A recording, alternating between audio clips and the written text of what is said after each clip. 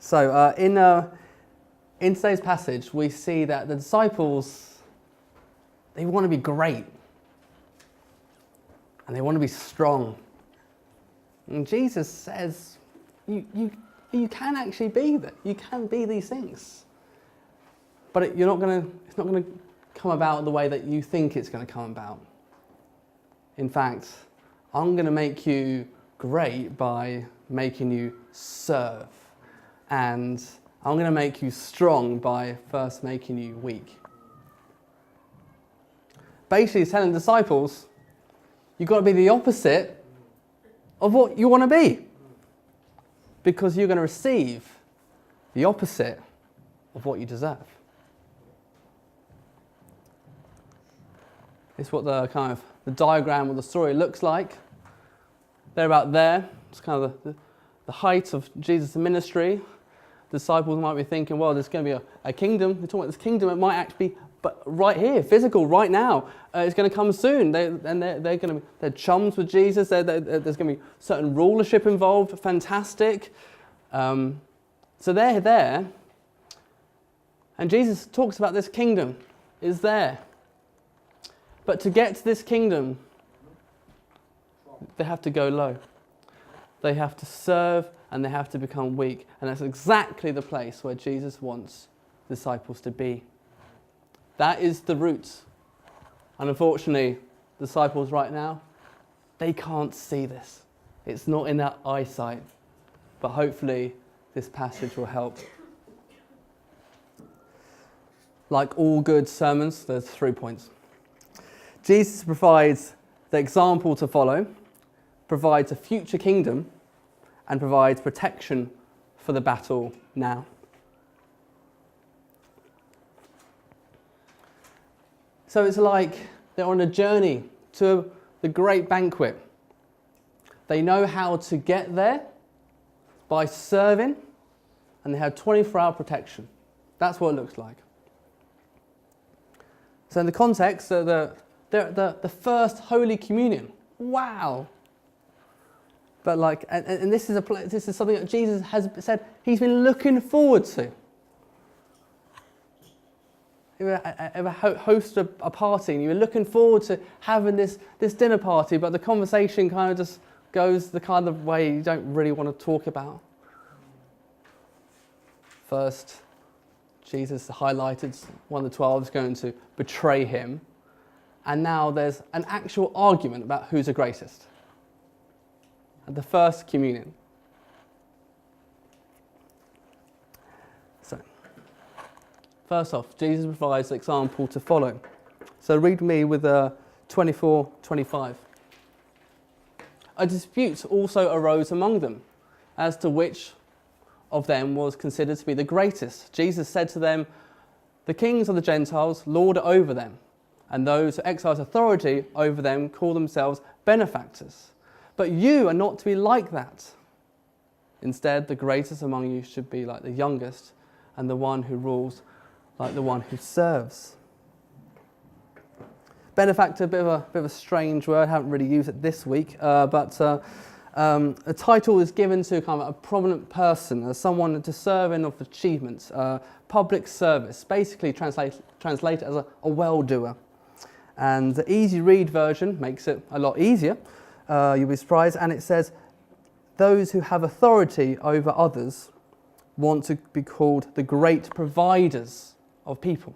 So great providers of people. That's what benefactors mean. The interesting word here is they call themselves benefactors. I mean, I can call myself anything I want. I could say I do great charity work. I help these people, these people, these people. How do you know for certain? If that's true, would you go to me and say, Matt, is this really true? Or would you go to the people I'm saying that I'm helping? You go to them first. You find out, oh wow, it's true, or it's not true. And this is kind of irony because it's not true. It's not true. But you are not to be like that, Jesus says. And he tells them what to do. Instead, the greatest among you should be like the youngest. Basically, take the lowest status. Give up your rights, your self-given rights. We give ourselves certain rights, don't we, in relationships, maybe. And that's always the kind of the problem, really. That's when problems arise in relationships, isn't it? When someone steps over the self-given rights that you've just kind of proclaimed over yourself.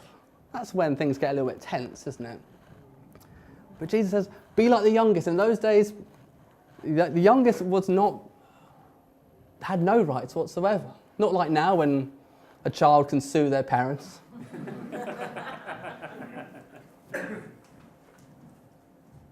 Give up your rights.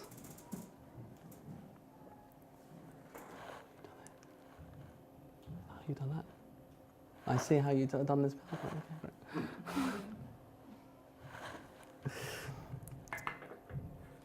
And the one that rules like the one who serves.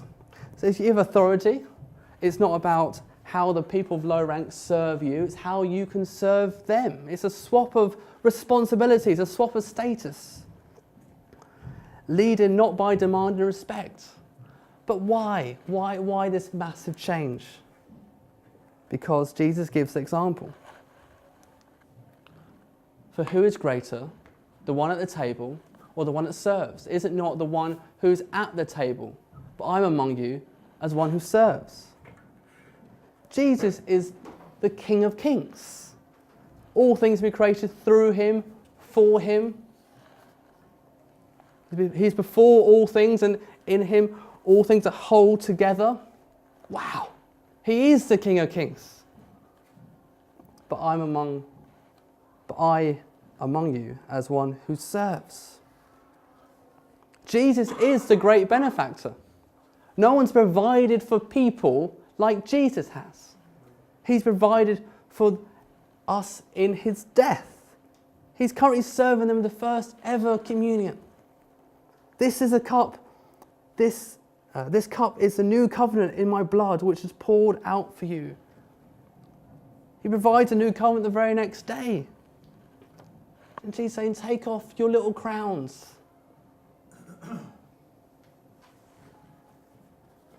Because Jesus died in their place.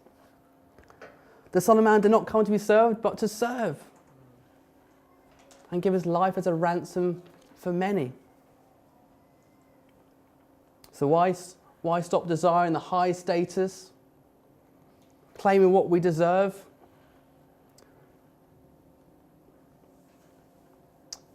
Because Jesus didn't do that. Jesus went low from heaven to the grave. That's just a huge, huge, huge step. And for us, in gratitude of what he has done for us, we just go low. In our earthly states, we just go low. That's not a huge step to make. And that's real greatness, he says. That's real greatness. We might have a picture of what we think we can achieve, and that will be great, and we'll be looked upon, wow. But real greatness is serving. You think, if the Prime Minister goes away for a couple of weeks, who's going to know? If the bin men's don't work for a couple of weeks, you're going to know straight away. Especially in my house, where no one takes out the bins apart from me. Well, there's one other guy, and we've got there's 6 flats. It's just like, oh my goodness, guys, it's Monday night. Let's do this. But I'm trying to use this passage to help me. It's your service of them, Matt, isn't it? Yeah, don't think they realise it. It's just something that magically happens. But yeah, that's real greatness. Applied. No, I was actually, when I said that, I was thinking about Jim. I took a photo. I'll show you a photo, but yeah. Sort of walked past the crossroads yesterday, and what was Jim doing? In the bin. Kind of. He was just picking up litter. What was that, 8 o'clock on a Saturday morning, picking up litter. I'm like, Jim, you okay? Okay, wow. Picking up litter just on the road. That's why Streatham so clean. Yeah, exactly. Come down my street. Wow. That's why we're moving church. That's why I put church. Good. So after Jesus has provided the example, what does he do next? He provides a future kingdom, which we don't deserve. You are those who stood by me in my trials, and I confer on you a kingdom, just as my Father conferred one on me. I confer meaning I give you a kingdom.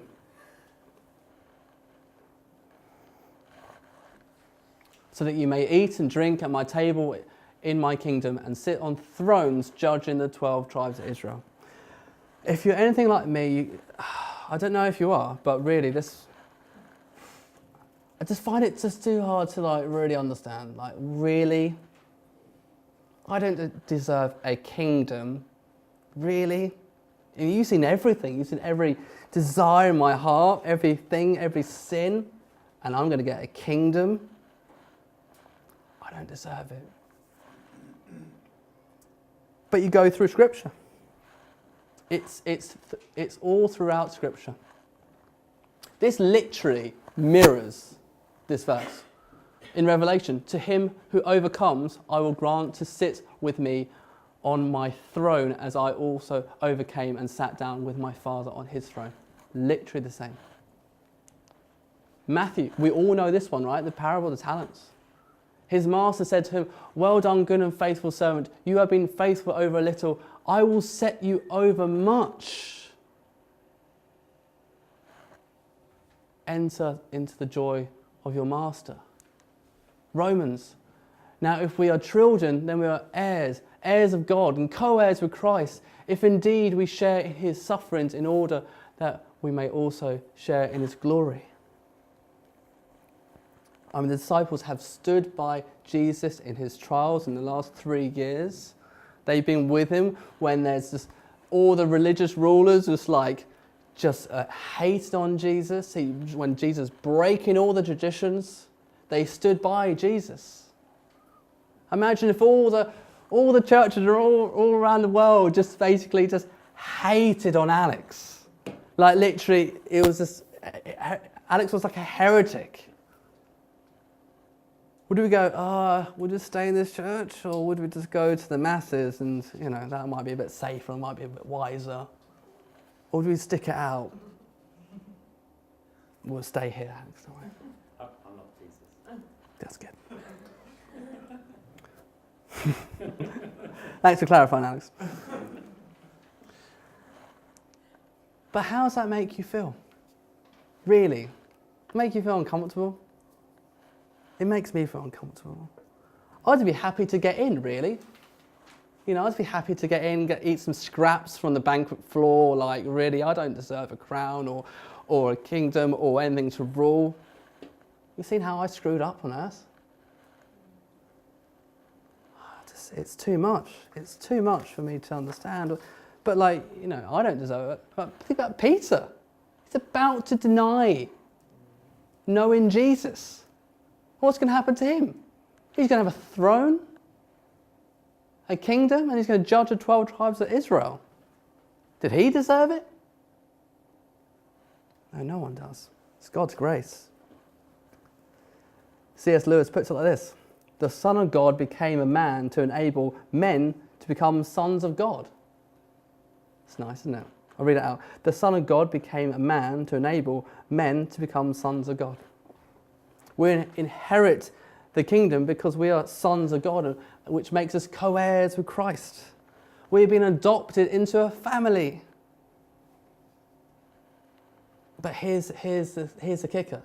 It's a royal family. We've been adopted into the highest of royal families ever. Nothing we've ever seen before.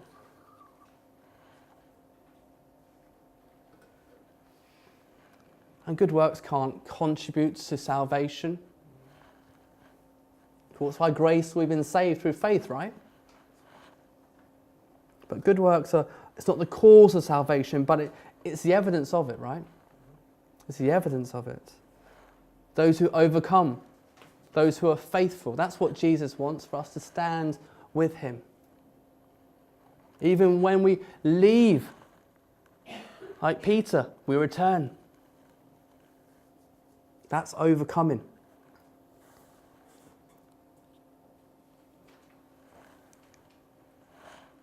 Inheritance. And we all understand inheritance, right? You know, we might have had inheritance at some point in our lives. And when you've given inheritance, did you think, well, I deserve this?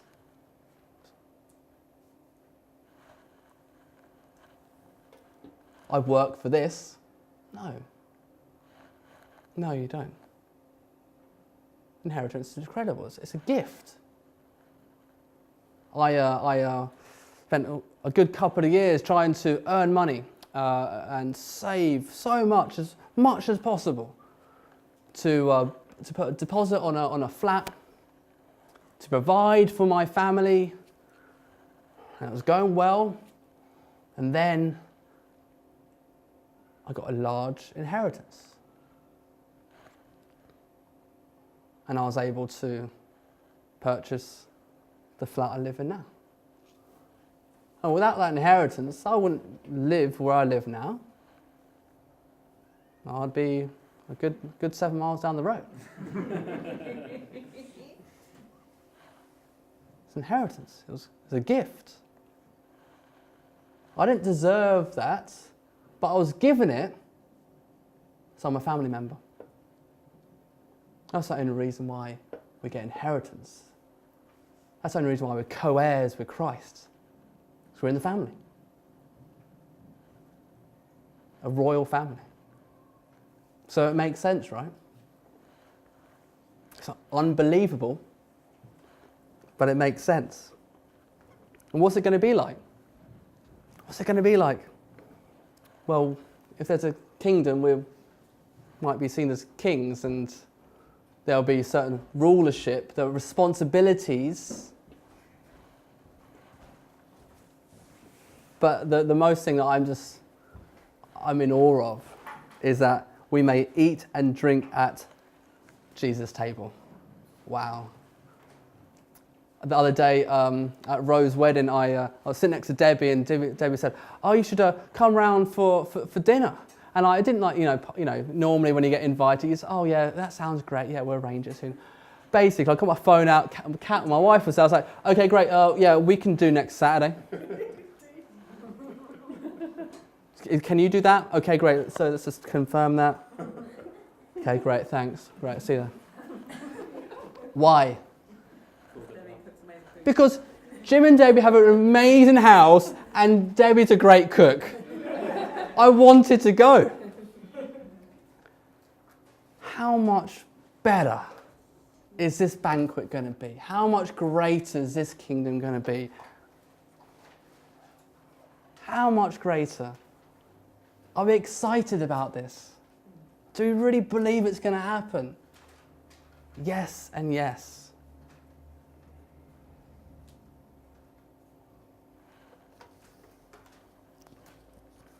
So, last point. Jesus provides protection for the battle now. Basically makes the strong weak to make them dependent on him. Simon, Simon, Satan asked, to sift all of you as wheat. Notice Jesus uses his name before Peter. But I have prayed for you, Simon, that your faith may not fail. And when you have turned back, strengthen your brothers. But he replied, Lord, I'm ready to go with you to prison and death. Jesus answered, I tell you, Peter, before the rooster crows today, you will deny 3 times that you know me.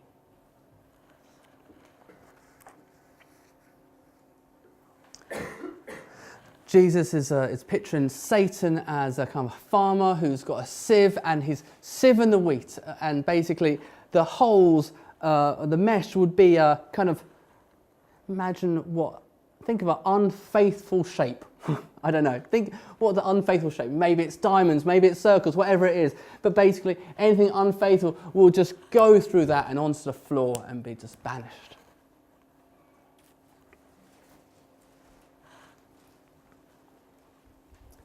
And it's a wonderful moving picture, isn't it?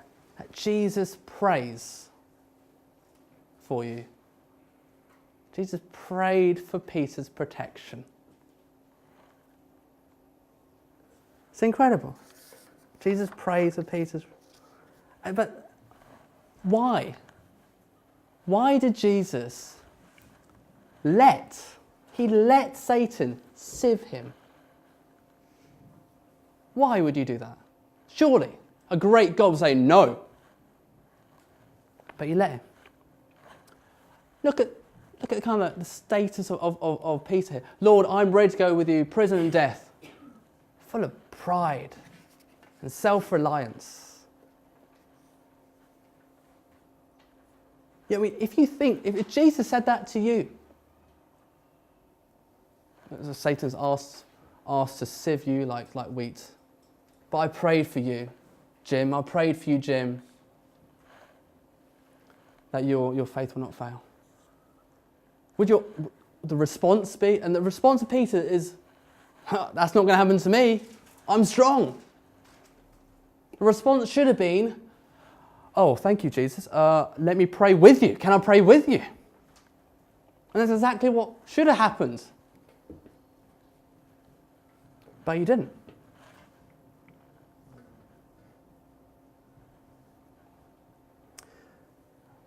And a few hours later, that's exactly what happened.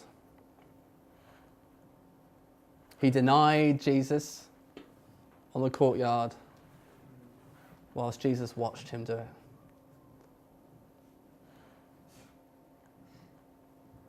So does this show that Jesus' prayer wasn't answered?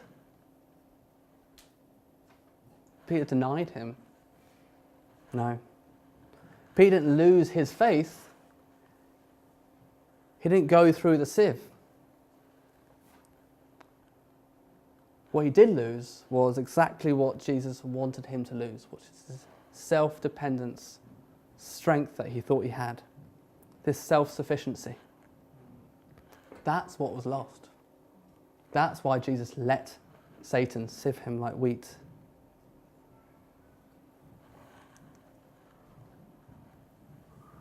From weak to dependence.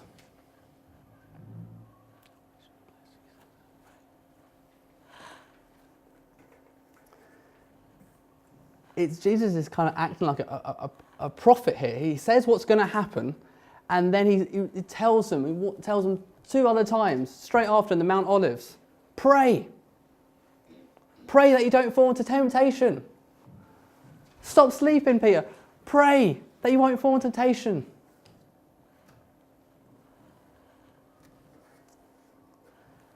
But after he did fall into temptation and he did deny, he wept bitterly, and then he would have relied on Jesus. The fact that Satan has this power in this world shouldn't freak us out. It shouldn't make us paranoid or frightened.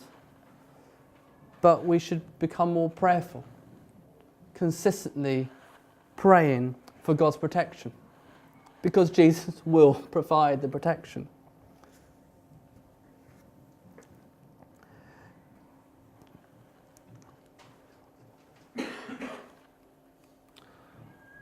Jesus let Satan be sifted like wheat to become who Jesus wants him to be. So Matthew, Jesus says, I tell you that you are Peter, and on this rock I will build my church, and the gates of Hades will not overcome it. Wow, that's great. That's fantastic. Peter will be great. And when you turn back, strengthen your brothers, that's what he says. You know what happens here? Peter becomes the benefactor. He will provide for the people. He will be the provider. He will feed the sheep. He will feed the church. He'll protect the church. But that only came about when Jesus lost Peter's self-reliance and strength and made him weak. So maybe you have been sifted before. Maybe you feel like you can't really get sifted. Or maybe it's in the future. But know that Jesus is there praying for you. And you're going to lose what Jesus wants you to lose. That's why we consider it pure joy when you face trials of many kinds. Because the testing of faith equals perseverance. You must finish the work so you may be complete, mature, not lacking anything. That's why it's a joy. So to be the opposite of what you think you want, because you're going to receive the opposite of what you deserve. So we're going to the banquet. The way to get there is through serving, and we have 24-hour protection. Can I ask you, what more do you want?